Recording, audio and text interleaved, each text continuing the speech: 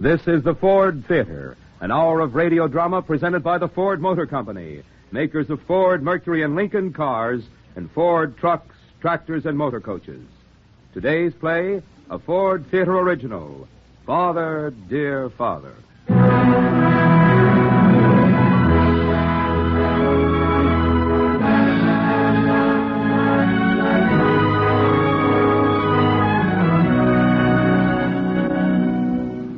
Good afternoon, ladies and gentlemen. Howard Lindsay speaking, and wishing you, on behalf of the management, a peaceful New Year. The management, that's a useful generality, meaning all of us here backstage. The management is grateful for your patronage during 1947 and hopeful that you will make a habit of attendance here on Sunday afternoons during 1948. Our resolution for the new year, to provide you with 52 excellent and various reasons for making the Ford Theater a weekly listening habit. We have chosen to wind up 1947 in a burst of innocent merriment entitled Father, Dear Father, by Therese Lewis and Irving Pincus. Father, Dear Father is the second play written especially for this radio theater during our first season, and we recommend it with confidence not only to the attention of listeners, but also to the consideration of motion picture producers on the lookout for new material. Radio has borrowed from the movies long enough. It's time radio started paying back its debt to the stage and screen. Here we think is a good start. Father, Dear Father.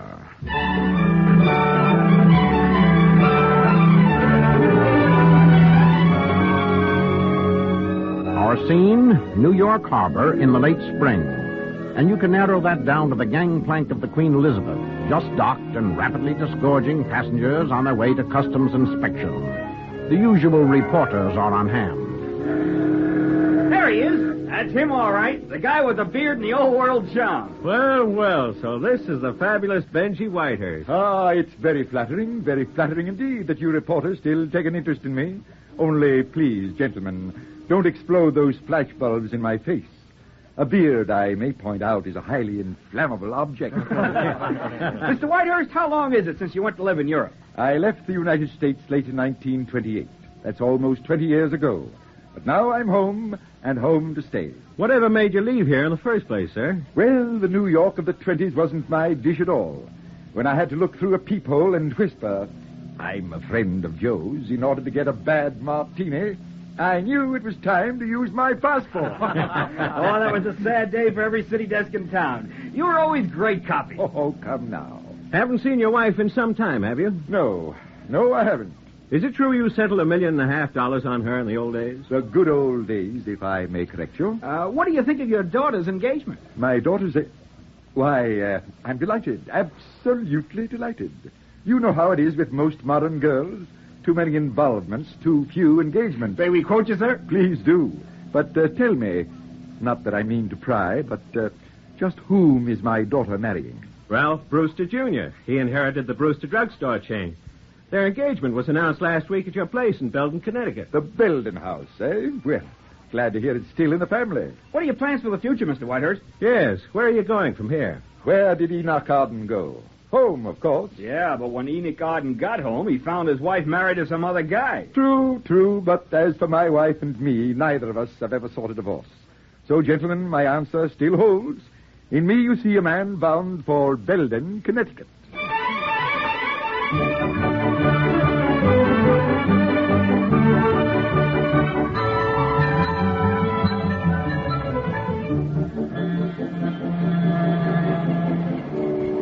I hope you don't mind my asking, sir, but aren't you Mr. Whitehurst? Yes, I am.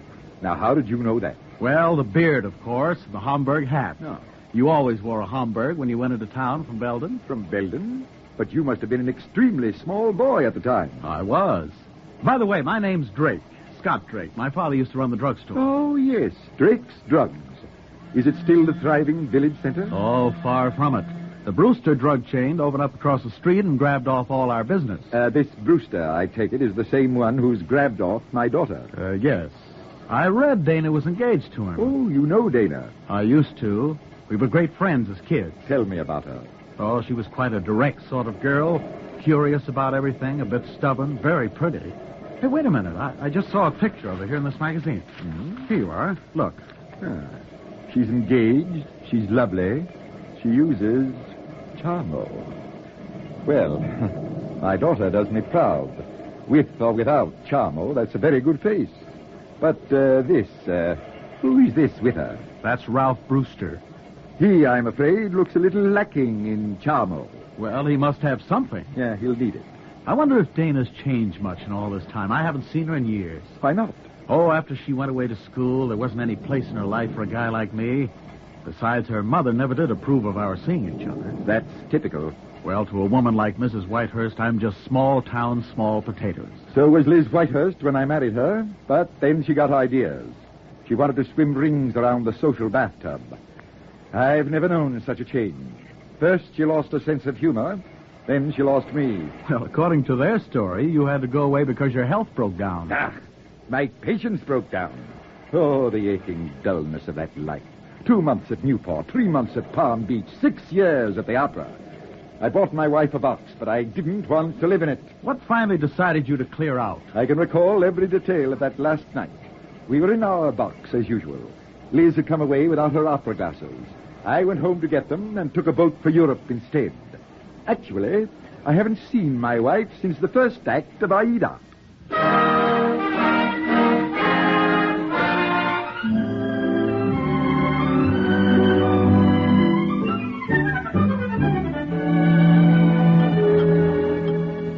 More tea, Dana? No, thanks, Mother. I'll have another cup, Mrs. Whitehurst. 2 sugars and just a dash of cream. Oh, now, Ralph, as if I didn't remember. Well, some people don't. Very irritating. New York is calling, Miss Dana, the Charmo Manufacturing Company. Shall I plug the phone in here? Yes, please, Andrew. Oh, I was afraid those people would keep pestering us once we posed for their advertisement. Personally, I don't hold with that type of publicity. Not even when the proceeds go to charity. Hello? Yes, isn't Miss Whitehurst? Oh, I see. Well, hold the line a moment. Mother, it's about my fee for the endorsement. Don't you think they may as well make the check directly payable to St. Anne's Orphanage? Oh, but, darling, I did so hope that part of the money might go to my fund for indigent artists. Oh, I see. Hello? Well, as the money's going to be divided among several charities, I think it'll be simpler to issue the check in my name. Not at all, thank you. Goodbye. It's getting dark, and I promised to pick up Mother at the country club. Well, you'd better get cracking. I think so. I'll bring her straight back. Goodbye, dear. Goodbye. Andrew, I'm going to keep my promise. As soon as that Charmo check comes, you and Nellie will get most of it for back wages. Oh, thank you, Miss Dana. I'll tell Nellie the good news at once. Oh, but, Dana, we need that money for bills, for clothes, for taxes. No, Mother. Just for my wedding. Once I'm married, there won't be any problem about money.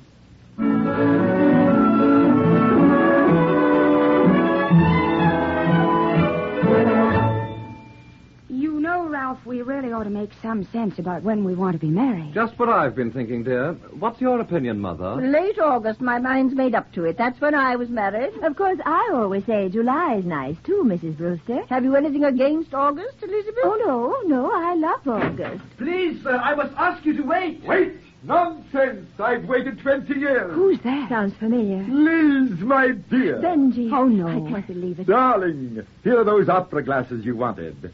I decided to buy them in Paris. Well, in that case, the shipment was certainly delayed. And this, I presume, is my loving daughter? Well, your daughter. Benji, these are our house guests, Mr. and Mrs. Brewster. I mean, Mrs. Brewster and Mr. Brewster.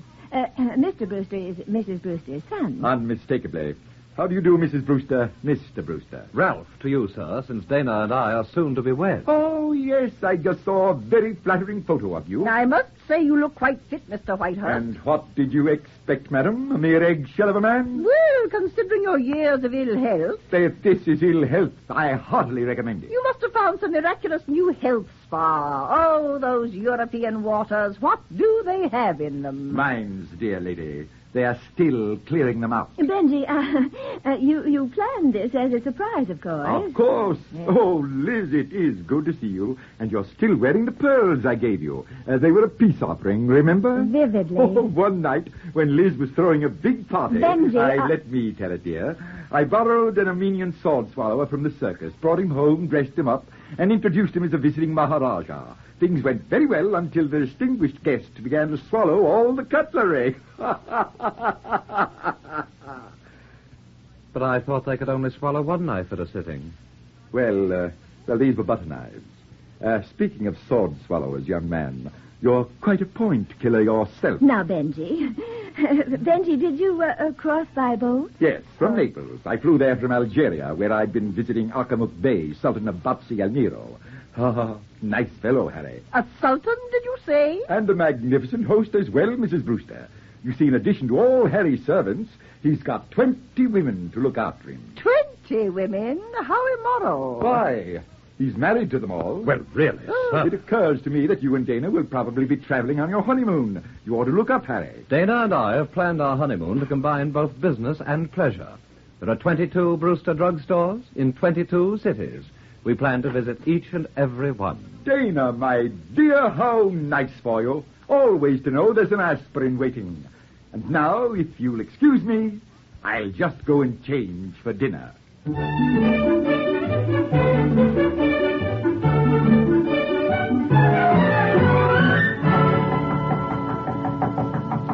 Come in, come in. Oh, Benji, how could you? How could I what, my dear? Come back like this, without any warning. But, Liz, this is my home. You're my family. We were your family. You mean you're still irritated? After all these years? You're just as irresponsible as the day you went away. And you'll have to go away again. Go away? Yes, you can't stay on here, shocking and antagonizing the Brewsters, upsetting Dana. You shan't spoil her life as you spoil mine. This marriage must go through. Why? What's so special about Ralph Brewster, Jr.? Jr., indeed. I think he's permanently arrested. Ralph's a highly dependable young man, and very eligible, too. He's worth a good deal of money. Money? What's money? I gave you $1.5 million myself. I'm afraid it's gone, Benji. Gone? It's been gone for years. Liz. Most of it was lost in the Depression. I've never known about money matters, so I turned over what was left to my brother to invest. Huh. It wasn't poor Henry's fault. Times were against him. I never did trust that brother of yours. It was the way he looked at you. Straight in the eye. I should have known it was no use trying to talk to you. Liz, wait a minute. Why didn't you let me know when the money was gone? I didn't feel I wanted to ask anything of you. That was a mistake. Because, you see, the Germans got everything I had when they occupied Paris. France and I went broke together. So that's why you came back. No, I had a great urge to be with you, Liz. To meet my grown-up daughter. You waited too long, Benji. I'm sorry. How have you and Dana managed to get along? Well, you remember I always played a good game of bridge. My winnings have helped. And we get paid for endorsing various things, recommending hotels, dressmakers, jewelers. This house is only open a few months of each year, and the rest of the time we go wherever we're invited. Good Lord. But nobody suspects we've no money. Nobody must ever suspect Benji. Mrs. Brewster, for instance, is terribly leery of fortune hunters. A lot of girls have wanted to marry Ralph for his money. What else? You're impossible. Now finish dressing and please go quietly. I'll make your excuses downstairs.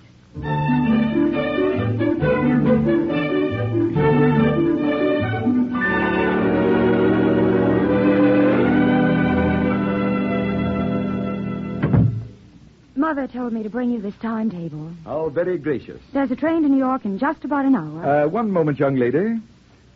May I ask why on earth you've chosen to marry that portable headache? May I ask what business it is of yours? Who do you think you are to come barging in here with your 20 questions? When you walked out on us, you forfeited the right to walk back in. Well, that's telling me. And as for Ralph, at least when we're married, I can count on him to stick around when the going gets tough. At least my children will grow up with their father in the house. That's the usual procedure, I believe. But when I was a little girl, they used to tell me Daddy'd gone looking for Rip Van Winkle. I can't recall ever being so heartily disliked at such close range. Then move out of our range. That's all we ask. And it's certainly no problem for you. You've always taken such pride in being a rebel. Well, go and rebel somewhere else. You looked like your mother when I fell in love with her. And you talked like your mother when I left her. Oh, you're impossible. You're ready, sir. The taxi's at the door. All right. You carry those bags. I'll take these. Yes, sir. It's just down this stairway. I know the house. I built it. Mrs. Whitehurst is in the drawing room with her guests, and as dinner is just about to be served... Say no more. I didn't expect a royal send-off. He's got to go straight into town for treatment. He was trying to put up such a brave front this afternoon, but I'm afraid Benji's begun to sail rather badly, and that's always such a sad sight. Sad sight, am I? Good evening. Oh, Benji. Well, I'm so sorry to hear about your condition, Mr. Whitehurst. I hope they'll be able to do something for you. Come now, good people. There's no need to distress or alarm yourselves. I've just had word of a new prescription. Typically American, I believe, and highly recommended. Oh, what are you taking? A powder, madam. I'm taking a powder.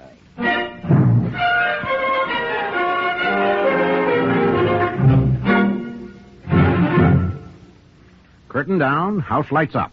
Smoking in the outer lobby only. We take leave of Benji, broke and on the beach at Belden, to call on Kenneth Banghart, who speaks in no uncertain terms for the Ford Motor Company. Ken? A few months ago, a group of experts began one of the most important research jobs ever done in the automobile industry. A firm of life insurance actuaries, men whose business is estimating the life expectancy of men and women for insurance companies, did the job. In the same manner that they determine the life expectancy of human beings, they set out to determine the life expectancy of the 5 largest selling makes of trucks in America. They wanted to find the facts about how long a truck lasts, how much service it gives. This was the first time such a study had ever been made, and the study was based on facts, not guesses or claims. It involved an analysis of all the trucks of each make, registered each year for an 8-year period, and it covered all models of all ages. In all, the histories of almost 5 million trucks were studied. Out of that study have come some amazing findings. The study proved that one make of truck had a far better record for long life than the average, considerably better than that of the nearest competitor. It proved that one make of truck had a life expectancy of more than 10% greater than the average and almost 20% greater than one of the other leading makes. The truck, which was proved to last up to 19 6/10% longer, was the Ford truck. The study proved that Ford trucks give that much better utility, extra years of usefulness. The histories of 5 million trucks proved that Ford trucks last more than 10% longer than average, that Ford trucks last up to 19 6/10% longer, that Ford trucks are saving their owners up to 19 6/10%. That's the kind of quality and endurance you expect and get from products made by Ford.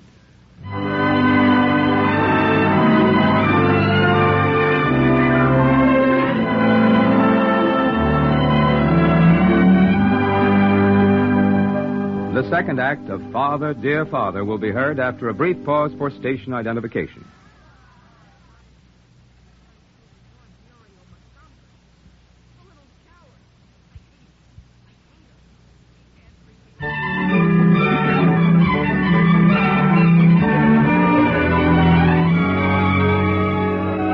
Theater, Father, Dear Father, Act 2. At the end of Act 1, you will recall, Benji had just been given a rapid brush by his wife and daughter, who quite definitely prefer life without father, and a hard life at that. We catch up with Benji in a taxicab. Benji is hungry, very hungry. He has confided this urgent inner state to the taxi driver, who has promised to do something about it. Oh? What's this? Said you want to eat, didn't you? This is Brewster's Drugstore, best food in town. At a drugstore? Well, if you say so. Here. Here you are. Keep the change. Thanks.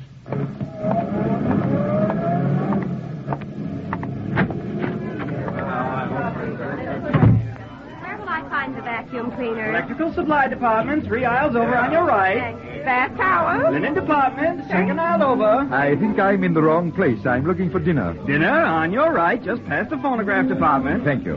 I want to take home a case of beer. Liquor department, rear of the store. Ah, this, I take it, is the dinner department? Just give me the order, Bud, and I'll take it. Well, have you any lamb chops? Only sandwiches, hot or cold, double or triple deckers, minced ham, tuna fish, grilled cheese, chicken. I'll have chicken, please. With or without dressing? Without. Double or triple decker? Is there a staggering difference? Look, chum, with a double-decker, we take a piece of bread, put some chicken over the top, then another piece of bread, with lettuce covered with another piece of bread. On the triple-decker, we put the white meat over the first piece of bread, the dark meat over the second, the lettuce over the third, with some sliced tomatoes, and... Another piece of bread. Check. Just bring me some sliced chicken with the bread on the side. But that ain't a double-decker. That ain't even a sandwich. And like I said, we only serve sandwiches. Hot or cold, double or triple. Minced ham, tuna fish, grilled chicken. I'll have some eggs. Over white or rye? Over my dead body.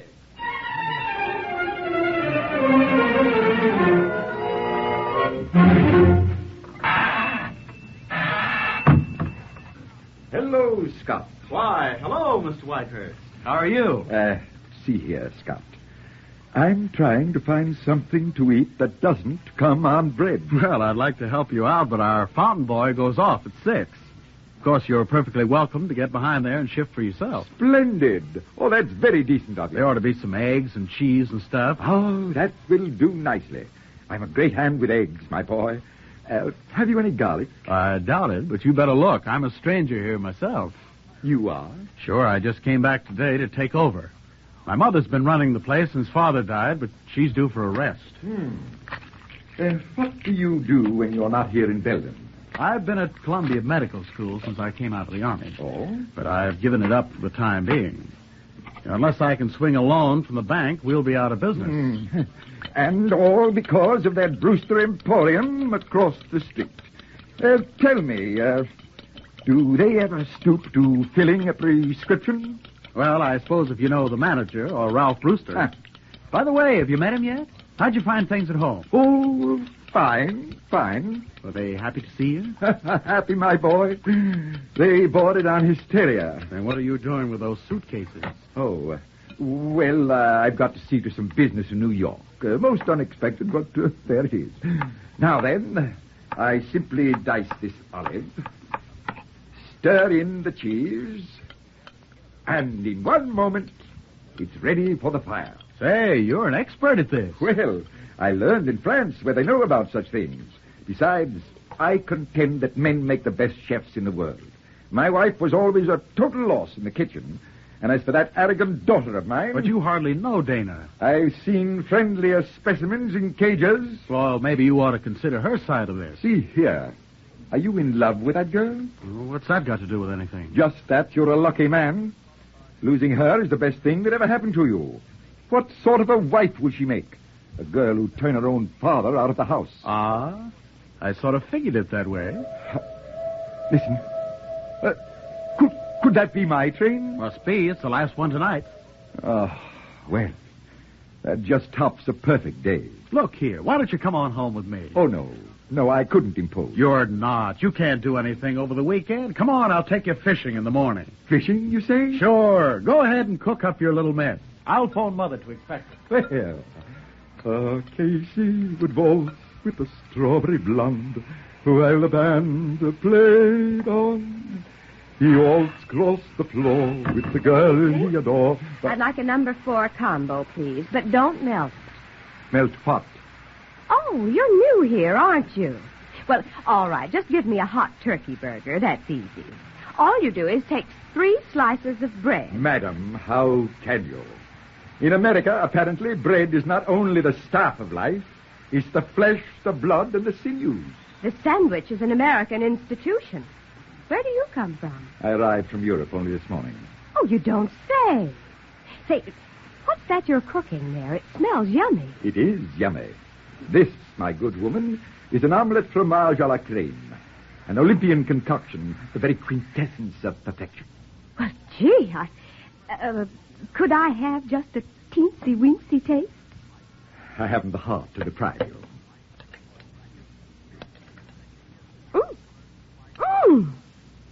Oh, well, I never tasted anything so good in my life. Oh, my, this is wonderful. Madam, when you finished your teensy-weensy taste, may I please have the plate back? I'm sorry to be late, Millie. Oh, sit right down, Blanche. Oh, I don't know what I feel like eating. Now, listen, you do as I say, Blanche. Order one of these omelets from Olympia, France. This gentleman's just arrived from there, and he's a real gourmet. Is that so? Oh, yours looks delicious. All right, I'll have the same. Only put mine between 3 slices of bread.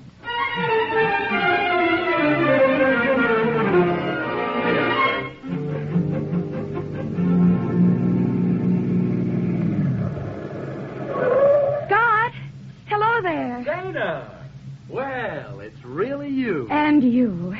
When'd you get home? Yesterday. You know, from the back you look just like you used to, trudging down the road with a fishing rod. Scott, it's been years and years. As if I didn't know that. Come on, get in. Where can I take you? Straight ahead. My car's parked somewhere along this road. I lent it to a guy who came out fishing. Scott, I read that you were at medical school. Well, I've had to take time off, though, to come home and see to the store. But you are going back? Yes. At the moment, I don't know quite how, but somehow. Oh, you must, Scott. It's what you've always wanted. I read that you were engaged. Yes. As a kid, you were always in such a hurry to grow up. How does it feel to be there, Dana? All right. You're going to be happy, aren't you? Of course, why not? Is that your car pulled off there to the side? Yeah, that's it. Come on down to the stream for a minute. No, I'm afraid I can't. Can't you really? Or was that just a social noise? All right, Doctor. I'll come quietly. Well, Pat's still here. Oh, and look. There's that same old elm. Mm-hmm, bowing straight from the hips. Do you remember these woods in the snow? Of course. I remember walking through them with you. Mm-hmm. So many times. Our faces frozen almost stiff. The rest of us all bundled and warm. Only 9 years ago. Forever ago. Over here, Scott. What? Why, that's my father. I know. Is that whom you're meeting? Yes. Well, I think you might have told me. Good morning, Dana. Good morning. Good morning. How are they biting, Benji? They only come up to sneer at me. But what are you doing here? I thought you went into town. Missed my train. Your father's staying with me. With you? Well, that's going to look a little odd to people. I don't know why it should. Well, to begin with... Look, if you two will excuse me, I'm going to try it up there around the bend. They may be biting better. Well, don't mention my name. I'll see you later. I like that boy. Let's get back to the point. Surely you realize the Brewsters think you're in New York. What of it? I'm only here for a few days. At the moment, I'm scarcely in a financial position to settle down in New York. Oh, I didn't realize you were that hard up. Look, I'm expecting a check today, and if part of it would help you, though it couldn't be much... Oh, no, my dear. But fancy you're even thinking of it. Well, it's no fun being broke. On the other hand, it doesn't necessarily interfere with one's having fun. You think not? Some of the richest people I know haven't any money. That must call for a very special formula. Sit down for a moment, can't you? You know, when you were going on 4, you used to beg me to take you fishing. We often came down here together. We did? Your mother, too, the first years we were married. Liz could bait a good hook in those days. They were happy times. That's why you left her. I left her, my child, when our life together became a kind of traveling circus. We were always changing clothes to go out with a lot of trained seals. I never intended marrying a mob scene. It was Liz I wanted. I see. Well, whatever she may have done then, Mother's had a rotten time these past years. Nothing's come easily. All of it's been dig, dig, dig. Now that she's getting older, she's entitled to some security. There's no such thing. How can we hope to secure ourselves against unhappiness? Or even rheumatism, for that matter? Well, to Mother, to both of us, I mean, the Brewsters do represent financial security. Your mother may have changed a good deal, but I can't believe she'd want you to marry someone you don't love. I haven't said that. No, you haven't said it.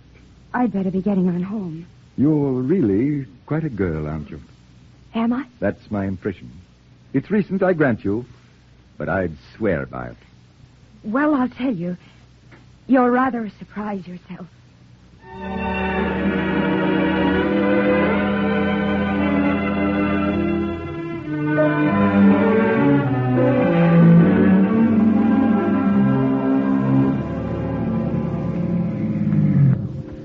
Well, so long, Benji. Get those trout on ice. Right away. When will you be back at the store? In a little while. Girls, that's him just got out of the car. Oh, here he is. Well, good gracious, why aren't you working today? Working? We just brought our friends in to lunch, but you weren't there. And after all our raving about those French-style omelets of yours. Now, ladies, about last night, I'd better My explain sister that. Clara took the bus clear in from Perkins. She is that partial to egg dishes. The letdown was something awful when you weren't there. We are just starved for lunch. We haven't eaten since breakfast. Please, won't you? As a man of compassion, your hunger leaves me no choice. After you, ladies. Luncheon away.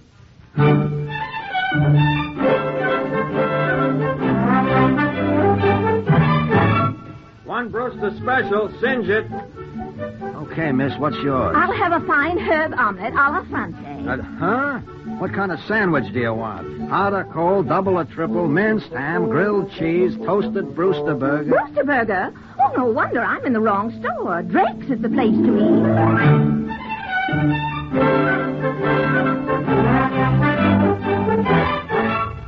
Benji, people are clamoring for those omelets of yours. You're a genius. Scott, you should have come to my first cooking class today.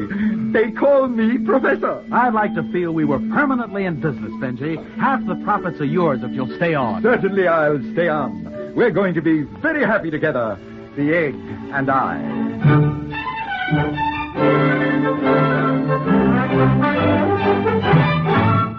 The plain fact, Mr. Brewster, is that we're losing all our food business to Drake. But why, Jones? They brought in some fancy European chef. Nobody eats sandwiches anymore. Only omelets. Then hire a man who makes omelets. I did, Mr. Brewster, but he could only make westerns. Grave matter, Jones. I'll have to take steps. Why, this thing could mushroom throughout the country. The first thing we know, people will be eating in restaurants. That will give us a little of both. In Paris, in Rome, in Istanbul, people take their meals at colorful outdoor places. Well, we'll simply set up some tables on the pavement outside. You and I, my boy, will transport the Sidewalk Cafe to Belden.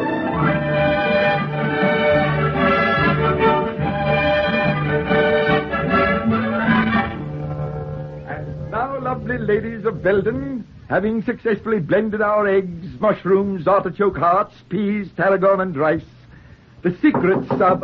come in. The secrets of Omelette Monte Cristo in all its mysterious goodness have been revealed to you.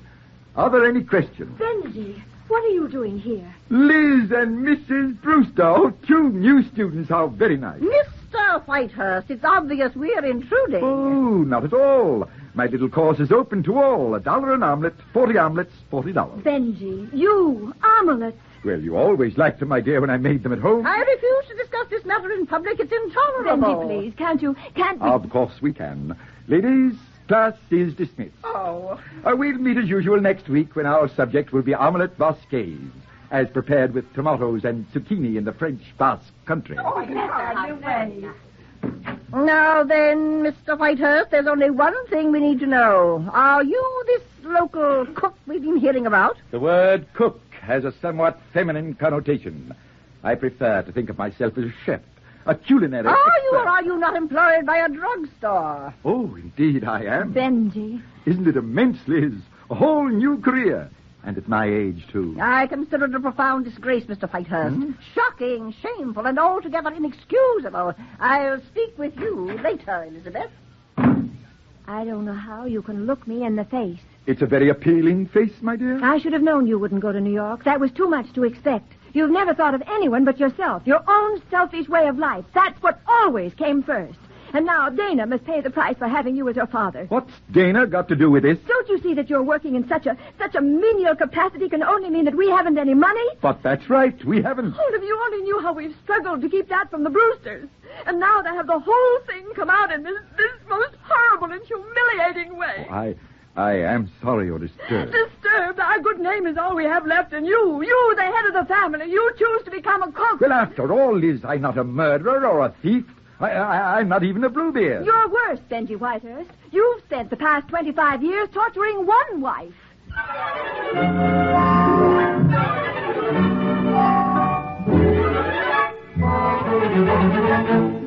And I came straight to your office to tell you. But, Mother, you must be mistaken. I am never mistaken, Ralph. The man is working as a common cook at that place across the street. At Drake's? Good Lord, and our manager's been trying to hire him away. No, I shudder to think of the notoriety if this thing becomes public knowledge. We can't let that happen.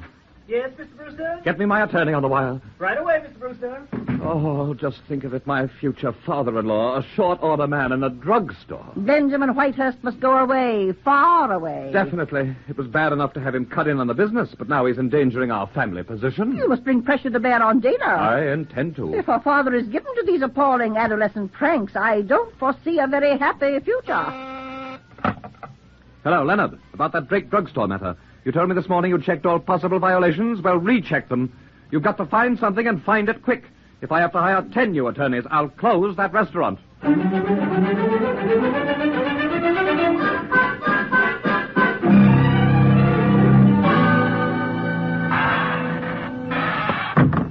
Is Mr. Drake here? You'll find him in the back room, miss. Thank you. Yes? Scott, may I come in? Dana. Why, of course. Please do. Oh, I'm glad I found you. Have you time to talk for a moment? Sure, we don't get busy till people start coming for dinner. Scott, well, we've always been such friends. The point is, I've come to ask a favor. It matters to me more than I can say. Well, sit down. What's got you so upset? Well, I've only just found out that my father didn't go away. That he's here working for you. With me. Oh, you must see, Scott, how horribly embarrassing it is. More than that, it's serious. This little joke of his can miscarry and mess up everything for Mother. For Mother and me, that is. And also the Brewsters. They're very rigid sort of people, and the idea that my father would get himself involved like this... Like what? Well, after all, working as a cook... Oh, I see. So what do you want me to do? Fire Benji? Oh, if only you would, Scott. That's what I came to ask. Now, let me get this straight. You know the store is out of the red for the first time in years. You know it's because of Benji. You know I'm fond of him. You know this is the best break I've ever had. And yet, knowing all this, you turn up with your little proposition and expect me to say yes, ma'am. No, I didn't expect anything. Only I had to ask. It was the only way. To what? Ralph Brewster? And you're the girl I thought was so special. About that, Oh, you know how I felt. That's why you came to plead this noble cause. You thought you could write your own ticket. But I'll tell you something. It seems I've had a change of heart. As of this day and hour, I'm cured. And you did it all yourself. And it's lucky for you I did come, isn't it? I don't blame Benji for staying away 20 years. But now he's back and minding his own business. Can't you leave him alone? Or have you turned into such a snob that you're trading your own father for Brewster's millions? You've certainly grown up into an awful letdown. I never would have believed anyone could change so much. All right, let it go. Well, greetings. What's the matter, Dana? You look terrible.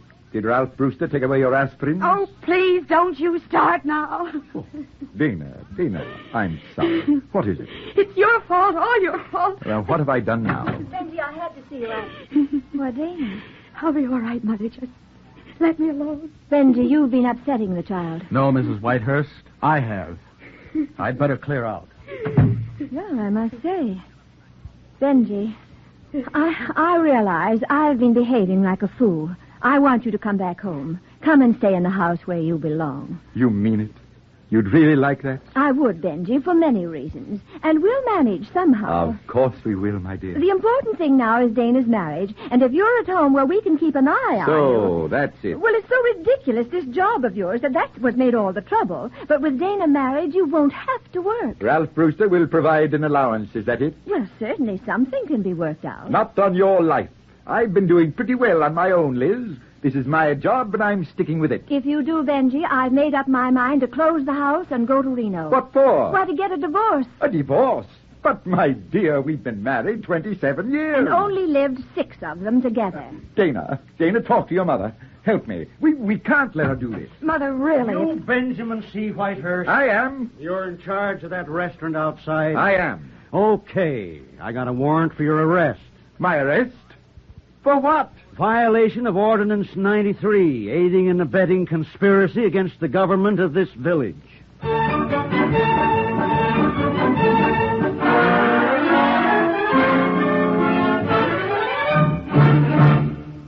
Act 2 ends on an alarming query. What's subversive about an outdoor omelet? A word about the authors of Benji's Troubles. Therese Lewis, much better known as Terry Lewis or as Mrs. Hubble Robinson, Jr., is a Cincinnati girl who came to New York to write for the magazines. Did so with considerable success, then moved over to broadcasting and became an executive of one of radio's largest producing organizations. She wrote and edited the Helen Hayes Theater and has been the author of 3 screenplays. Irving Pincus, Terry's collaborator, is a native New Yorker, an Air Corps veteran, a playwright, and soon to be a Broadway producer with a play in production for spring. Once upon a time, he was my valued assistant in staging a couple of expensive musical comedies, which, fortunately, were as successful as they are easy to forget as the years go by. And that brings us, pleasantly enough, to Kenneth Banghart speaking for the Ford Motor Company. These are the days when we all start making resolutions and plans for the new year. It's an American custom and a pretty good one. And naturally, the Ford Motor Company has resolutions and plans for the new year, too. But its major resolution is not a new one. It's one that was made almost half a century ago when Henry Ford founded the company. That resolution is that Ford products shall be outstanding for their quality, dependability, and service. That Ford products shall be constantly improved and enjoyed by a constantly increasing number of people. That resolution has been kept since 1904. It will be kept in 1948. And the Ford Motor Company has plans for the new year, too. I can't tell you yet what they are, but those plans are big ones. As the new year opens, there's an atmosphere of excitement and anticipation in the Ford Motor Company. Things are happening in every department, from designing to manufacturing and sales. The Ford Motor Company is working hard and looking forward to the day when everyone who wants to buy a new Ford or Mercury or Lincoln or a new Ford truck will get it. And it's planning for the day when new millions of Americans will insist on a Ford or a Mercury or a Lincoln. As 1947 draws to a close, I'd like to send you a friendly wish and a friendly bit of advice. The wish, a very happy new year. The advice, watch Ford in 48.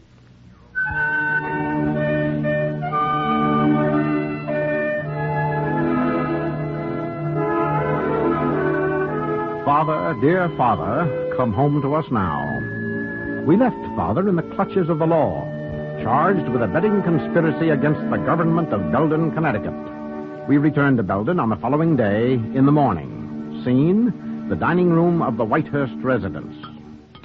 Good morning, Mother. Is there anything about last night in the paper? Not a word. But there has to be some explanation. I've never heard such a ludicrous charge. Conspiring against the village government. What's that mean? We'll find out after breakfast. Oh, poor Benji. Mother, you look like a blueprint for a nervous breakdown. Didn't you sleep? Well, ditto. Of course, you could phone Scott Drake. He'd know why they're holding Benji. Yes, I thought of that, but I just can't, Mother. Besides, he wouldn't want to talk to me. Maybe he's got something there. Morning, Dana, Mrs. Whitehurst. It's turned up a fine sunny day. Andrew? Could you tone down the volume a little? Oh, that's right. Mother's still sleeping. Yes, Mr. Brewster. Orange juice, Andrew. Cereal, toast, bacon, an omelet, Andrew. This is one morning I can enjoy an omelet. Very good, sir. What makes you so rosy today? Good news. It may interest you to hear that your father spent the night in jail. We know that, Ralph. You do? Well, I hope you realize what it means. There'll be no more of Mr. Whitehurst's nonsense, at least not in this village. But what's Benji done, Ralph? Do you know? Oh, it's a rather tricky little charge, but my legal experts assure me it'll hold. Your legal experts? As a matter of fact, your father's up before the judge this very minute. Already, but it's only 9 o'clock. Well, as your justice of the peace hears cases in his grocery store, he gets them out before the rush hour. Dana, I'm going down there. Do you want to come? Later. You go ahead. Yes, I think I'd better. Ralph, what did you mean about your legal expert? I'm a man of my word. I told you I'd put an end to that man's nuisance value. You had my father sent to jail. Why, you little drugstore dictator. But, Dana, you wanted him out of the way. You said so. Not in jail. That's going too far. Even I see that, and my ethics certainly leave a lot to be desired. Now, dear, you've been under a terrific strain, but in a few weeks we'll be married and... No, Ralph. It's no good. You and I are no good as a combination. I don't love you. I don't think I even like you very much. Well, that's a fine thing to say. Yes, it is a fine thing to say, because I'm being honest for a change. It's a nice feeling. I can do with it. Let's hope it grows. No, don't get hysterical. Do you want Mother to hear you? She'll have to hear it sometime. The fact is, Ralph, you're well out of this. You see, we haven't a cent in the world. I was marrying you for one thing only, your money. But the deal is off. I've decided not to sell.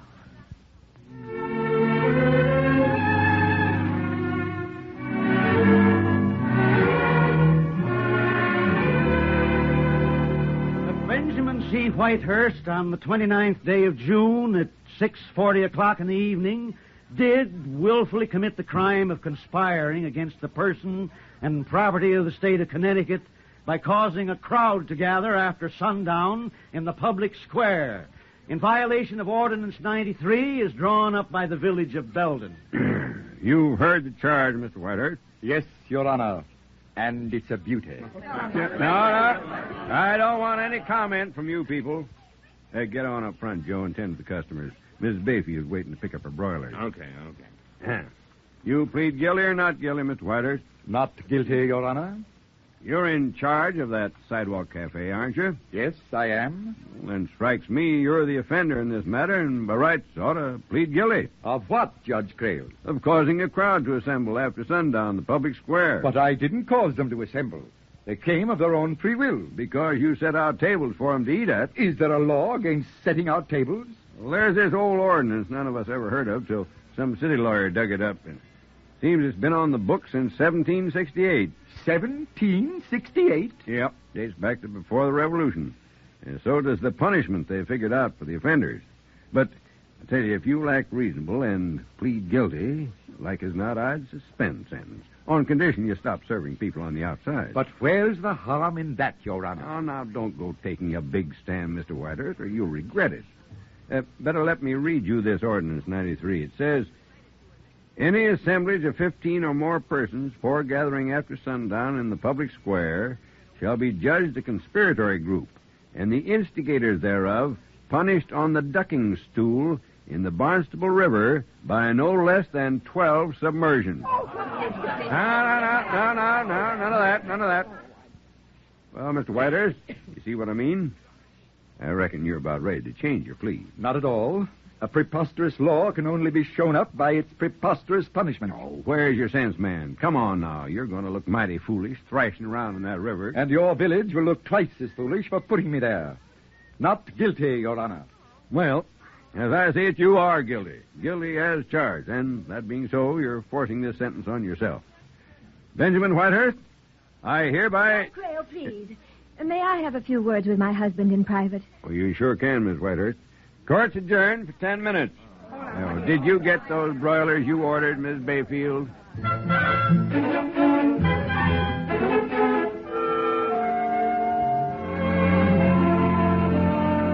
I tell you, Liz, this law is an early American antique. It should have been repealed 150 years ago. Well, let someone else put it to the test. Why must you be the one? Because, unless it is repealed, Scott and I will have to close up. We make our profit on the outdoor business. But to let them do this fantastic thing, ducking in the river. It's about time I got baptized. Not at your age, not 12 times. Oh, I'll survive. I realize, of course, that it's going to be embarrassing for you, Oh, but that's not it, Benji. I'm worried about you. I'd like to believe that, Liz, but as your future son-in-law brought this action against me... Oh, you don't think Dana and I knew about it? We didn't. Not a thing. You didn't? Oh, no. Though I can't blame you for suspecting we might have. Benji, I'm so sorry about the way I've behaved. Oh, come now. My own record's nothing to be proud of. Last night, for the first time, I began to see your side of all this. Liz, my dear. I didn't sleep a wink. Well, it must run in the family. Neither did I. You know, Liz, a cut like the one I had ought to make that riverbed a pleasure. Judge Creel's waiting to get it over with, Benji. Have you made up your mind? Yes, Scott, I have. Well, Mr. Whitehurst. Your Honor, I was in France during the Nazi occupation. In those days, if any group of people dared to get together after curfew, their health took a sudden turn for the worse. And why did things get to that stage? Because too few citizens spoke out until it was too late. That's right. The people gathered last evening at Drake's drugstore meant no harm. I see some of them here in the store today. Mr. Patrick, for example. Mr. Patrick wasn't conspiring last night. Mr. Patrick was eating an omelette a la Benji. Right, that's right. But suppose he and the others actually had met to protest against some local abuse. An unscrupulous official could have clapped them into jail. By accepting punishment, I have opened your eyes to this law that's a dated museum piece. I hardly think you let it remain on the books much longer. Scott. Go home, get my morning coat, my striped trousers, and pick up a bottle of champagne while you're at it. We'll make me the most important launching of the year.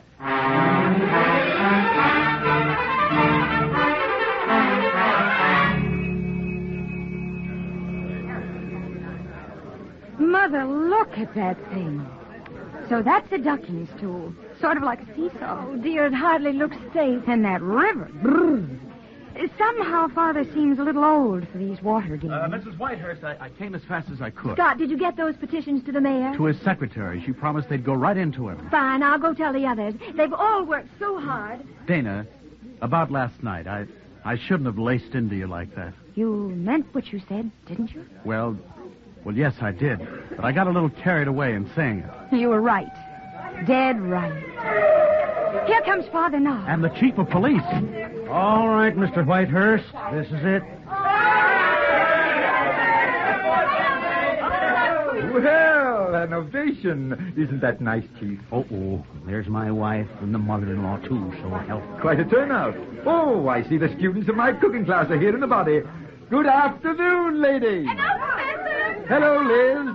Dana. Hello, Father. I brought you these blankets. You've got to bundle up in them just as soon as you come out. And I've got a bottle of brandy, Father. Splendid, splendid. After that water, I'll need a chaser. Come on, Mr. Whitehurst. Let's get this crazy stunt done with. I guess we'd all better roll up our pants. Certainly not.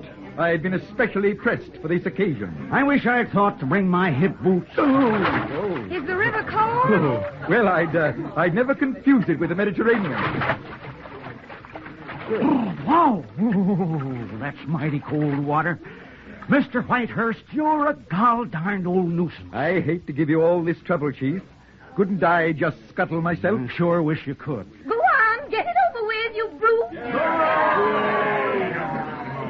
Ready with a rope, Jim. 1, 2, 3, pull. Okay, let her go.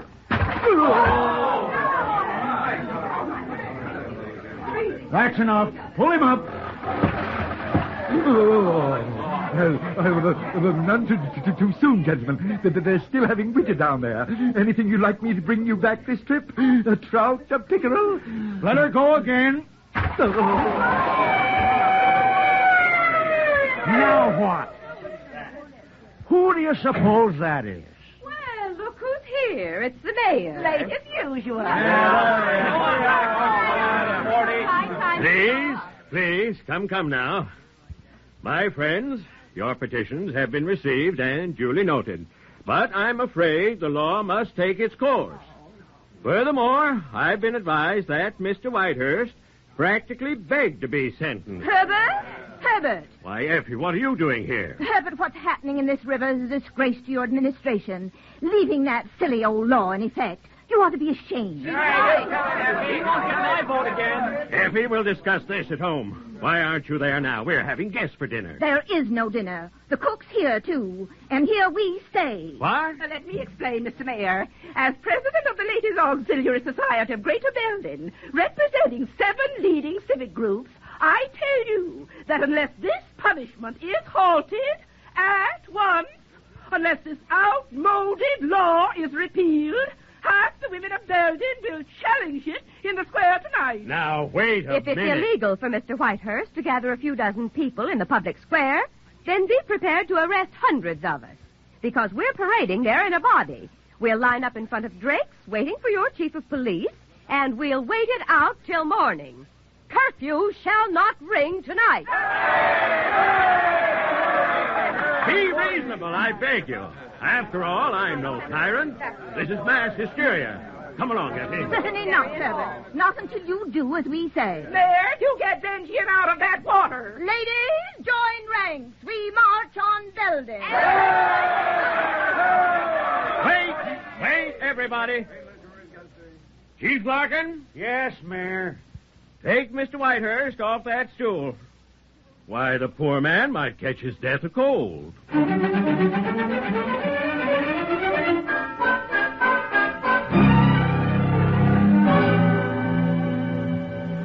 Here, Here, Benji, here. Wrap these around you. You must be freezing. No. Don't fuss. You've got to have a hot bath and get right into bed. I'll bring your dinner up to you. Sounds like a wonderful evening. You sure I won't be in the way at your house? Our house, Benji. And having you in the way is exactly what I want. Oh, such a simple solution, Liz. And it took us 20 years to find it. Come on, dear. Here they are. Benji, the mayor's going to round up the city council. They'll kill that law within the hour. They will if they want their dinner. Well, I must say, you women put on a great show. The petitions were Dana's idea. Why, Dana, that makes me very grateful. Well, it was the least I could do, don't you think? It means a lot to Scott and me. We're back in business. I guess that fiancé of yours is due for a nasty shock. I suggest you give him this bottle of brandy, preferably over the head. But I haven't got a fiancé. I fired him this morning. No, Dana. Would you mind if your father kissed you? It's been a long time. Well, I'm glad you two finally got together. And what about you two? Don't just stand there, Scott. Take her in your arms. Tell her you love her. You've been telling it to me for weeks. Go on now, both of you, before I catch pneumonia. Dana, I don't suppose you... Hush, darling. Be still. After all, Father knows best.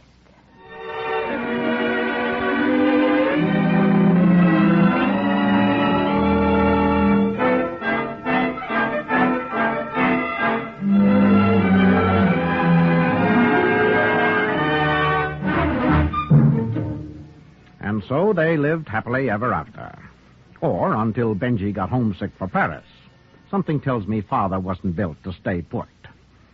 Father was played this afternoon by Ed Jerome, well-known Broadway and radio character actor. Mr. Jerome has appeared recently on the New York stage in Deep Are the Roots and Eastward in Eden. His most recent motion picture was The House on 92nd Street. Next week, we begin the new year and a new selection of widely varied plays with an Ellery Queen mystery drama called The Adventure of the Bad Boy. Arsenic is involved, and rabbits. Also, a magician, a fiddler, a deadly Hassenpfeffer, and a sorcerer's apprentice. Plus, of course, the elegant Ellery, his hard-boiled father, Inspector Queen, and Sergeant Veely, who doesn't care for rabbits. The ungrammatical question, who done it? To which, in closing, we all add, Happy New Year. Father, Dear Father was written especially for the Ford Theater by Therese Lewis and Irving Pincus. Edited by Howard Teitman with continuity by George Faulkner.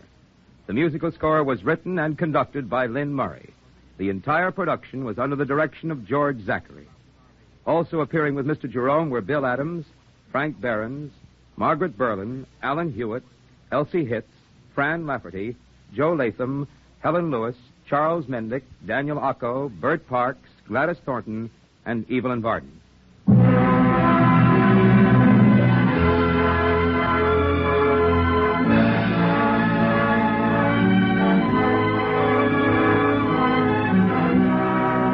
The Ford Theater is presented by the Ford Motor Company, makers of Ford, Mercury, and Lincoln cars, and Ford trucks, tractors, and motor coaches.